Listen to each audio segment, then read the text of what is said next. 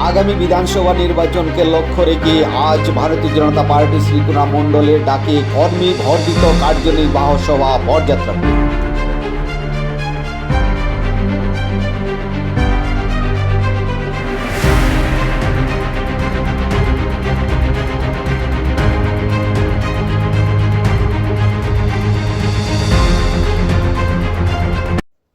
আজ বরযাত্রাপুর দুলহন বিবাহ বাসরে ভারতীয় জনতা পার্টি শ্রীকুনা মণ্ডলের ডাকে বর্ধিত কার্যনির্বাহ সভা।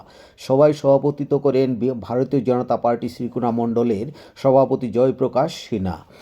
সভায় উপস্থিত ছিলেন আসাম রাজ্যিক এসি মোর্চার প্রাক্তন সহসভাপতি অমলেন্দু দাস, রাজ্যিক সংখ্যালঘু মোর্চার সদস্য এবং জেলা সহ সভাপতি কঙ্কন নারায়ণ সিকদার এবং জেলা সংখ্যালঘু সম্পাদক আব্দুল রাজ্জাক বরবুইয়া, প্রাক্তন ও ওবিসি জেলা সভাপতি রমাংশু শেখর নাথ, শ্রীকুনা মণ্ডলের প্রভারী কাঞ্চন দেব এবং শ্রীকুনা মণ্ডলের বিভিন্ন পদাধিকারী, শক্তি প্রমুখ প্রভারী, বিভিন্ন মোর্চার পদাধিকারীগণ, বুথ সভাপতি উপস্থিত ছিলেন।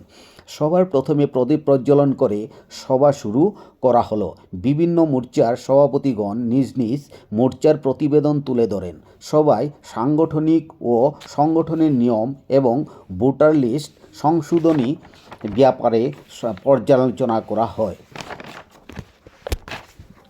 সবার শেষে প্রয়াত প্রাক্তন কেন্দ্রীয় মন্ত্রী শ্রদ্ধেয় কবীন্দ্র প্রকাশত মহাশয় ও প্রয়াত যুগেন্দ্র সিনহার আত্মা সদ্গতির জন্য 1 মিনিট নীরবতা পালন করা হয়। সবার শেষে জাতীয় সঙ্গীতের মাধ্যমে সবার কাজ সমাপ্ত করা হলো। পোলিং স্টেশন কোথায় কোনটা হবে সে বিষয়ে মতামত দিয়েছি, ডিমান্ড দিয়েছি। মাধ্যমে সম্পন্ন হচ্ছে এই হিসাবগুলা আপনাদের এই ফাইলে থাকতে হবে।